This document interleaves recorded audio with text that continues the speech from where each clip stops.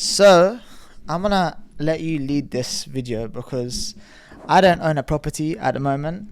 So, is it worth owning a property in London? I think you're the best person to answer this because you got two properties. Okay, good question. Is it worth owning or let's say buying a property right now versus renting, or if you can live at home with parents? My honest opinion with where rates are right now, I would say no, it's not a good idea to buy a place. It's actually cheaper to rent, unless there's a lot of factors that come into play, right? If you buy at a cheap price and there's already equity in the property, you buy it below market value, where people throw out this acronym BMV. Okay. Yeah, it means that you've bought it below what the market price is. In that case, yeah, it's a great thing to buy. But if you're buying at the current rates, like as an average, I'd say in London it's significantly overpriced. And it seems to not be stopping. Like, it hasn't grown as... So look, early 2010s, it grew massively. Like, the house price, we were off the back of the financial crisis, and the house prices rebounded. We had a lot of cheap money in the market, so the prices went up. But as a whole right now, I would say if you can rent, and you could rent at a good price, and invest your money in the stock market and put into an index tracker, I'd say it's better to pop it there, and just wait for the market to stabilize and get them in once rates, or get a house when rates are a bit lower, because right now it's like 4.5% or 5% to borrow. Okay. And if rates are at 1.5%, So you need to explain this to as if you're explaining it to a dummy. So you're getting a mortgage, and you obviously pay interest. Interest is really high at the moment, from what I'm hearing, right? Yeah. So it's at 5%. Let's just say an average of 5%. It's coming down, and it has come down. What was it before COVID? Before COVID, like my interest rate, the one that I fixed at on my first place, I fixed at 1.71%. Right, 1.71. Yeah, and right as an interest on the mortgage. Really, really. Yeah, my uncle. When was that? This is 2020. 2020. They had 1% mortgages. Yeah, just before the pandemic. Yeah. Wow. But has it ever gone this bad, like from 5% and gone back to 1%? So it's not going to come back down to the ones, but if it from 5% to 2.5% or 3%, that's a big jump. So you got to think about it like this: every interest rate, every percentage point it goes up. That's basically £100 more that you have to pay for every 100 grand that you've borrowed over the course of a year per month as well. So basically, you're having to pay an extra £1,200 per year in interest charges for every 100 grand that you've borrowed additional. Okay. So it's quite a big fee. Like, think of it like now, if I refinance my property, the rates I'll be given will be in the 5.1s. So it's near enough. I'm paying in interest charges. I'm paying like £400 on my place. Yeah. Right now, if I refinanced it, I would be paying £1,200. Okay. And I rent it for a particular number where... And what does refinancing means for the newbies? So your mortgage term comes to an end, your fixed period. You can either have a fixed versus floating, where the fixed is your interest rate is set for a period of time. Floating is you take whatever is there on the open market. So you're subject to a lot of variations. For a period it could be very low. For another period, it could spike up high, and because you're not fixed, you're exposed to having to pay more for a short period of time, or it could be a long period of time. It's always better to fix. It's always better to know your cash flow. Yeah. This just helps you manage your funds a lot better. If you don't know where to exactly go and how much to pop in, it just becomes very difficult. So look, let me give you a scenario. Say this, I don't know, someone in their 20s watching this video. Yeah. Still living at his mum's house. Yeah. Still living at his mum's house. He's not happy. He's got a decent paying job, not so good, not so bad. You know, just kind of getting by month by month and trying to save as much capital.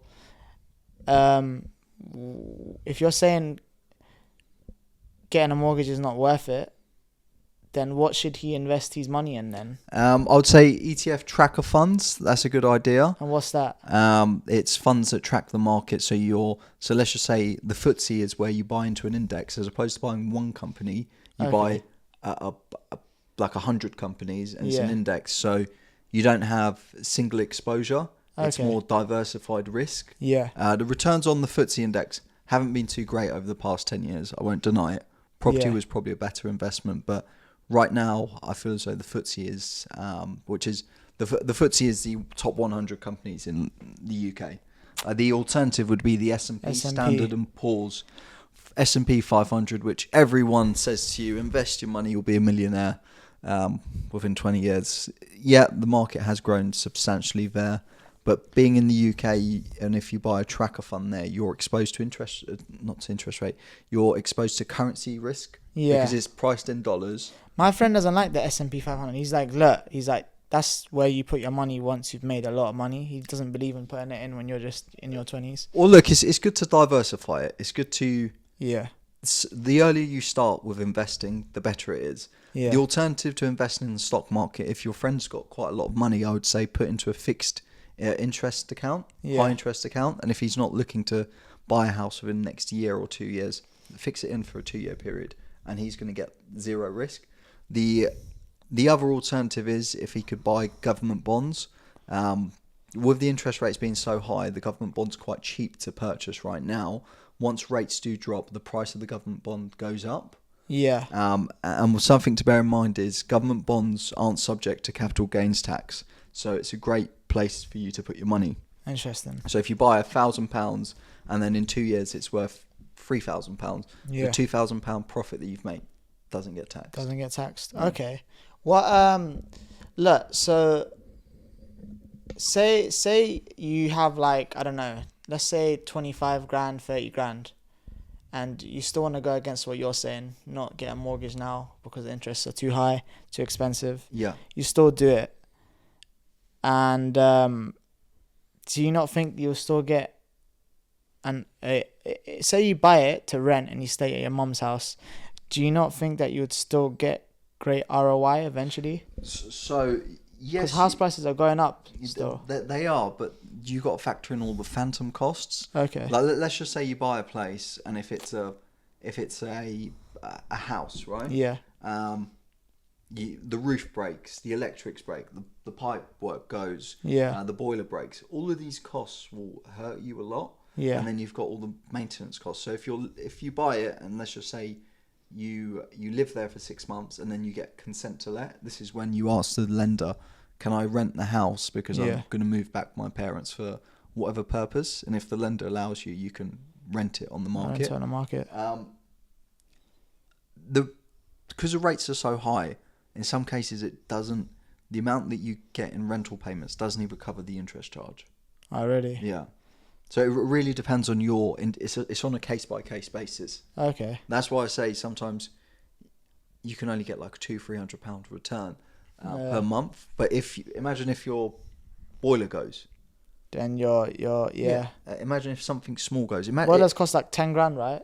Grand? About two to 5 grand with repairs and installing a new one. Yeah, that's pretty. And if radiators go, if all the pipe work goes, trust me, that's where it gets expensive. So you got to think about phantom costs, and it's all the costs that you may have not even thought about that could pop up. That's why I say property is a great investment over the long haul. If you can make it into a business and you can borrow at a cheap rate, and then you can rent it out at a good price, and you've got a good margin of safety, I'd say it's a good investment. But right now, people are stretched. The government's changing laws in place to basically protect tenants more. In sense, for landlords, I would say it's going to get trickier for them to get their property back once someone stops paying rent. Yeah, because they want to like stop house rent and going up.